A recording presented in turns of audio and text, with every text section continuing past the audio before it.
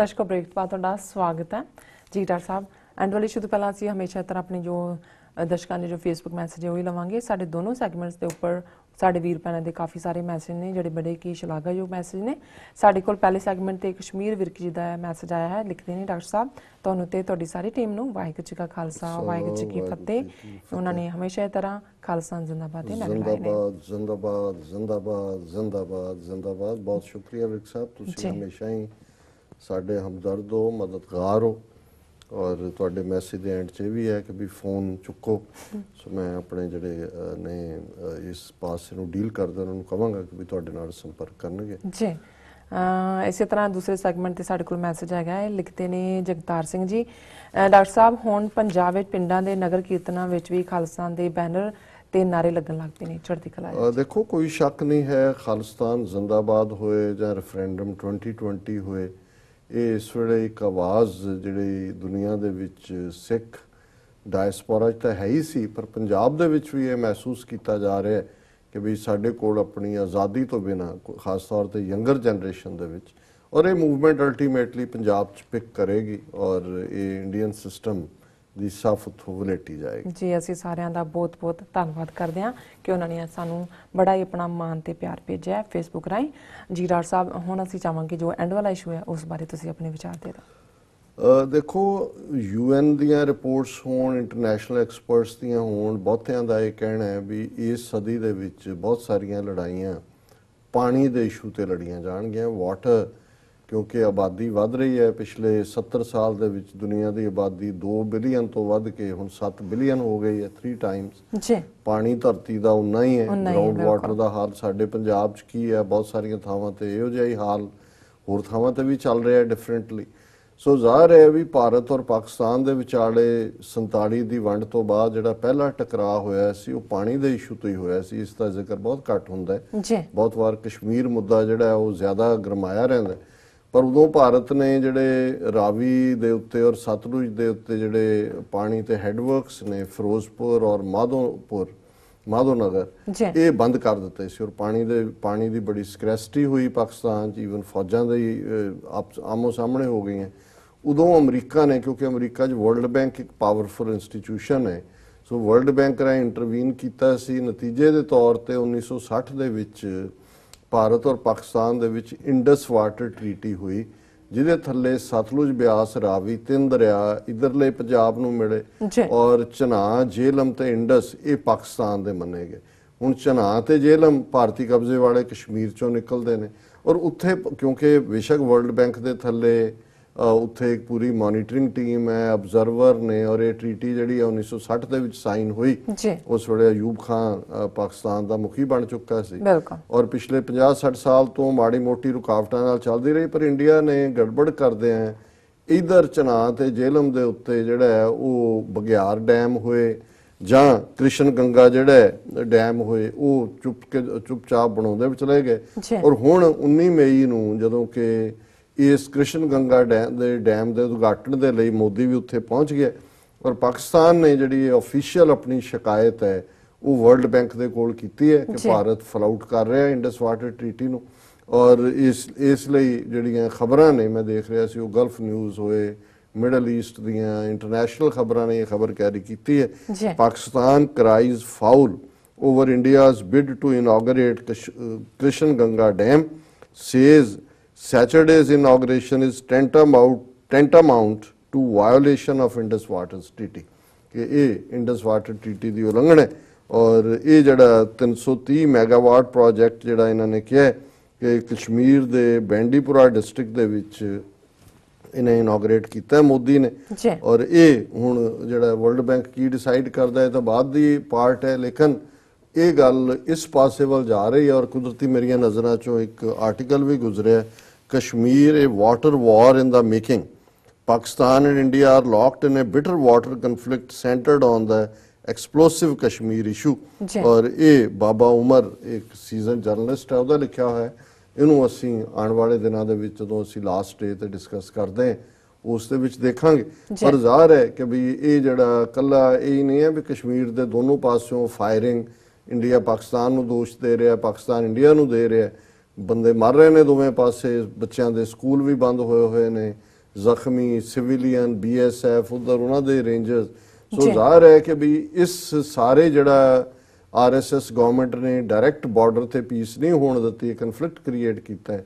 ਉਹਦੇ 'ਚ ਹੁਣ ਕ੍ਰਿਸ਼ਨ ਗੰਗਾ ਡੈਮ ਦੇ ਉਦਘਾਟਨ ਦੇ ਨਾਲ ਵਾਟਰ ਵਾਰ ਵੱਲ ਵੀ RSS ਨੇ ਪੇਸ਼ਕਦਮੀ ਕੀਤੀ ਹੈ, ਜਿਹੜੀ ਕਿ ਇੱਕ ਮੈਂ ਸਮਝਦਾ ਵੀ ਸਾਡੇ ਲਈ, ਅਸੀਂ ਸੈਂਡਵਿਚ ਹਾਂ ਦੋਨੋਂ ਇਹਨਾਂ ਸੱਭਿਅਤਾਵਾਂ ਦੇ ਵਿਚਾਲੇ, ਇਹ ਇੱਕ ਫਿਕਰ ਵਾਲੀ ਗੱਲ ਹੈ। ਜੀ ਡਾਕਟਰ ਸਾਹਿਬ ਤੁਹਾਡਾ ਬਹੁਤ ਬਹੁਤ ਸ਼ੁਕਰੀਆ। ਹੁਣ ਤੁਸੀਂ ਸਾਡੇ ਦਰਸ਼ਕਾਂ ਨੂੰ ਦੱਸ ਦਿਓ ਅੱਜ ਤੱਕ ਚਾ। ਜਿਵੇਂ ਸੋਮਵਾਰ ਦੇ ਪ੍ਰੋਗਰਾਮ 'ਚ ਅਸੀਂ ਭਾਈ ਗੁਰਦਾਸ ਜੀ ਦੇ ਕਵਿਤ ਸਵਈਆਂ ਤੇ ਵਿਚਾਰ ਕਰਦੇ ਜੀ। ਅੱਜ ਸਵਈਆ ਨੰਬਰ ਜਿਹੜੇ ਬ੍ਰਿਜ ਭਾਸ਼ਾ 'ਚ ਨੇ 219 ਹੈ।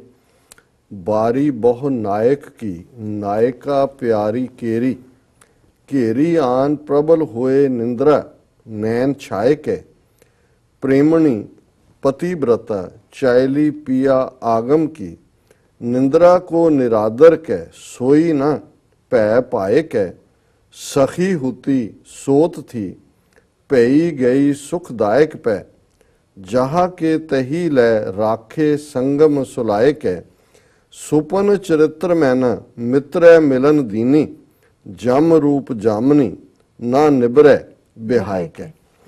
ਹੁਣ ਜਿਵੇਂ ਗੁਰਬਾਣੀ ਦੇ ਵਿੱਚ ਵੀ ਔਰ ਭਾਈ ਗੁਰਦਾਸ ਜੀ ਦੀਆਂ ਵਾਰਾਂ ਸਵਈਆਂ ਦੇ ਵਿੱਚ ਵੀ ਜਿਹੜਾ ਅਸੀਂ ਇਨਸਾਨੀ ਜ਼ਿੰਦਗੀ ਦੇ ਵਿੱਚ ਸਭ ਤੋਂ ਪਲੇਸ਼ਰ ਦੀ ਮੂਵਮੈਂਟ ਦੇਖਦੇ ਹਾਂ, ਸਭ ਤੋਂ ਸੁੱਖ ਦੇਣ ਵਾਲੀ ਮੂਵਮੈਂਟ ਦੇਖਦੇ ਹਾਂ, ਉਹ ਇਸਤਰੀ ਪੁਰਖ ਪਤੀ ਪਤਨੀ ਦਾ ਮਿਲਾਪ ਹੈ, ਪਿਆਰ ਹੈ। ਔਰ ਸਭ ਤੋਂ ਜਿਹੜੀ ਪੇਨਫੁਲ ਹੈ ਉਹ ਵਿਛੋੜ ਹੈ, ਬਿਰਹ ਹੈ। ਸੋ ਇੱਥੇ ਕਿਉਂਕਿ ਗੁਰਬਾਣੀ ਜਾਂ ਭਾਈ ਗੁਰਦਾਸ ਜਦੋਂ ਬਿਆਨ ਕਰਦੇ ਨੇ ਪਤੀ ਪਤਨੀ ਜਾਂ ਲਵਰ ਬਿਲਵਡ, ਕਈ ਥਾਂ ਤੇ ਇਹ ਸੀਡੀਐਮ ਨੂੰ ਵੀ ਇਵੇਂ ਇੰਟਰਪ੍ਰੀਟ ਕੀਤਾ ਜਾਂਦਾ ਹੈ। ਸੋ ਇਹ ਰੂਹ ਤੇ ਰੱਬ ਦੀ ਗੱਲ ਹੈ, ਇਸ਼ਕ ਹਕੀਕੀ ਦੀ ਗੱਲ ਹੈ। ਪਰ ਸਮਝਾਉਣ ਦੇ ਲਈ ਜਿਹੜਾ ਉਹ ਦੁਨਿਆਵੀ ਜਿਹੜਾ ਇਸ਼ਕ ਮਿਜ਼ਾਜੀ ਜਾਂ ਗ੍ਰਸਤੀ ਜੀਵਨ ਦੀ ਪਤੀ ਪਤਨੀ ਦੀ ਸਾਂਝ, ਇਸ ਨੂੰ ਆਧਾਰ ਬਣਾਇਆ ਜਾਂਦਾ ਹੈ। ਔਰ ਇਸ ਬਾਰੀ ਬਹੁ ਨਾਇਕ ਕੀ ਨਾਇਕਾ ਪਿਆਰੀ ਕੇਰੀ, ਘੇਰੀ ਆਨ ਪ੍ਰਬਲ ਹੋਏ ਨਿੰਦਰਾ ਨੈਣ ਛਾਏ ਕੇ। ਹੁਣ ਇਹਦੇ 'ਚ ਕਿਉਂਕਿ ਉਸ ਖਿੱਤੇ ਦੇ ਵਿੱਚ ਮਲਟੀ ਵਾਈਵਸ ਵੀ ਸੀ, ਇੱਕ ਤੋਂ ਜ਼ਿਆਦਾ ਪਤਨੀਆਂ ਸੀ। ਉਹਨਾਂ ਦੇ ਵਿੱਚ ਇਹ ਹੈ ਕਿ ਵੀ ਜਿਹੜੀ ਖਾਸ ਪਿਆਰੀ ਪਤਨੀ ਹੈ, ਉਸ ਜਿਸ ਨੂੰ ਪਤੀ ਚਾਹੁੰਦੇ, ਬਾਰੀ ਬਹੁ ਨਾਇਕ ਕੀ ਨਾਇਕਾ ਪਿਆਰੀ ਕੇ, ਜਿਹੜੀ ਬਹੁਤ ਉਸ ਦੇ ਨਾਲ ਜਿਹਨੂੰ ਉਹ ਪ੍ਰੇਮ ਕਰਦਾ, ਘੇਰੀ ਆਨ ਪ੍ਰਬਲ ਹੋਏ ਨਿੰਦਰਾ ਨੈਣ ਛਾਏ ਕੇ।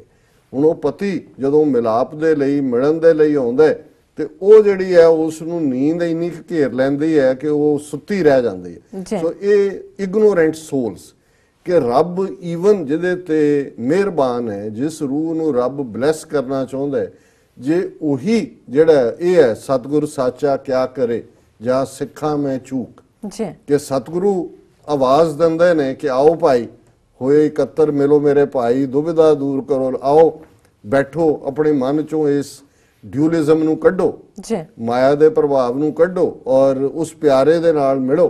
ਤੇ ਜੇ ਹੁਣ ਉਹੀ ਸੌਂ ਗਿਆ ਤੇ ਰੱਬ ਚਾਹੇ ਵੀ ਤੇ ਉਹ ਸੁੱਤੇ ਦੇ ਲਈ ਉਹ ਸੁੱਤੀ ਨਾਇਕਾ ਨੂੰ ਕੀ ਕਰਨੇ।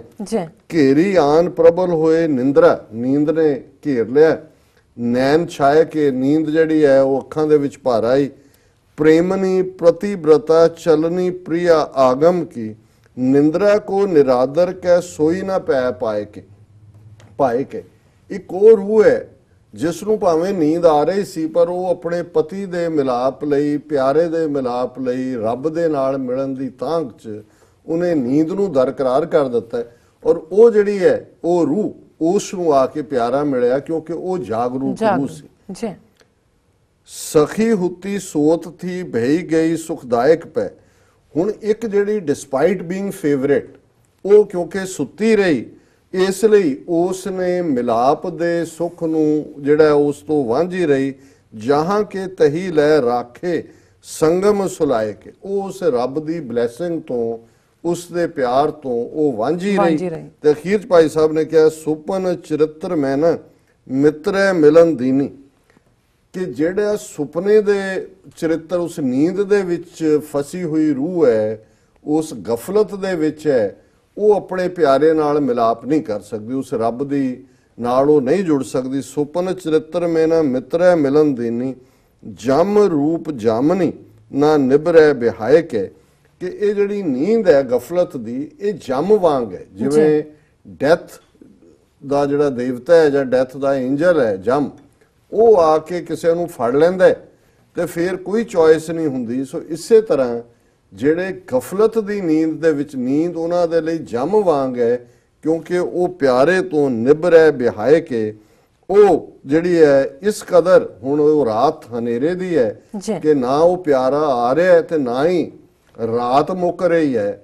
ਇਸ ਸਥਿਤੀ ਨੂੰ ਹੀ ਮੈਂ ਭਾਵੇਂ ਇਹਨੂੰ ਇਸ਼ਕ ਹਕੀਕੀ ਨਾਲ ਜੋੜ ਕੇ ਦੇਖਦਾ ਤੇ ਉਹ ਜਿਹੜਾ ਜਦੋਂ ਮੈਂ ਲਾਸਟ ਲਾਈਨ ਪੜ੍ਹੀ ਤੇ ਮੇਰੇ ਮਨ 'ਚ ਸ਼ਿਵ ਬਟਾਲਵੀ ਦੀਆਂ ਇਹ ਲਾਈਨ ਹੈ ਕਿ ਗਮਾਂ ਦੀ ਰਾਤ ਲੰਮੀ ਏ ਜਾਂ ਮੇਰੇ ਗੀਤ ਲੰਮੇ ਨੇ, ਨਾ ਭੈੜੀ ਰਾਤ ਮੁੱਕਦੀ ਏ ਨਾ ਮੇਰੇ ਗੀਤ ਮੁੱਕਦੇ ਨੇ। ਸੋ ਇਹ ਹੈ ਕਿ ਜਮ ਰੂਪ ਜਾਮਨੀ ਨਾ ਨਿਭਰੈ ਬਿਹਾਏ ਕਿ ਮੈਂ ਜਿਹੜੀ ਸੈਪਰੇਸ਼ਨ ਦੀ ਰਾਤ ਹੈ ਇੰਨੀ ਲੰਬੀ ਹੋ ਗਈ ਹੈ, ਨੀਦਰ ਜਿਹੜੀ ਹੈ ਉਹ ਸਲੀਪ ਐਂਡ ਹੁੰਦੀ ਹੈ, ਨਾ ਹੀ ਜਿਹੜਾ ਉਹ ਮੇਰੀ ਵੇਦਨਾ ਘੱਟ ਹੁੰਦੀ ਹੈ। ਸੋ ਇਹ ਹੈ ਕਿ ਜਦੋਂ ਸਾਡੇ ਕੋਲ ਮੌਕਾ ਹੁੰਦਾ ਹੈ, ਜਦੋਂ ਜਿਹਨੂੰ ਕਬੀਰ ਸਾਹਿਬ ਨੇ ਫਰਮਾਇਆ ਕਿ ਕੱਲ ਕਰੇ ਸੋ ਆਜ ਕਰ, ਆਜ ਕਰੇ ਸੋ ਤਾਲ, ਪਾਛੇ ਕਛੂ ਨਾ ਹੋਏਗੋ ਜੋ ਸਿਰ ਪਰ ਆਇਓ ਕਾਲ, ਕਿ ਜੋ ਕੱਲ ਕਰਨਾ ਉਹਨੂੰ ਅੱਜ ਕਰ, ਜਿਹੜਾ ਅੱਜ ਕਰਨਾ ਉਹਨੂੰ ਹੁਣੇ ਕਰ, ਪਿੱਛੋਂ ਕੁਝ ਨਹੀਂ ਹੋਣਾ ਜਦੋਂ ਸਿਰ ਦੇ ਉੱਤੇ ਆ ਕੇ ਮੌਤ ਦਾ ਡੰਡਾ ਵੱਜਣਾ। ਇਹ ਅੱਜ ਦਾ ਵਿਚਾਰ ਜੀ। ਡਾਕਟਰ ਸਾਹਿਬ ਤੁਹਾਡਾ ਬਹੁਤ ਬਹੁਤ ਸ਼ੁਕਰੀਆ, ਤੁਸੀਂ ਅੱਜ ਦੇ ਅਹਿਮ ਇਸ਼ੂ ਤੇ ਅੱਜ ਦਾ ਵਿਚਾਰ ਸਾਡੇ ਦਰਸ਼ਕਾਂ ਨਾਲ ਸਾਂਝਾ ਕੀਤਾ। ਇਸ ਨੇ ਆਪਣੇ ਵਿਊਜ਼ ਕਰਨੇ ਨੇ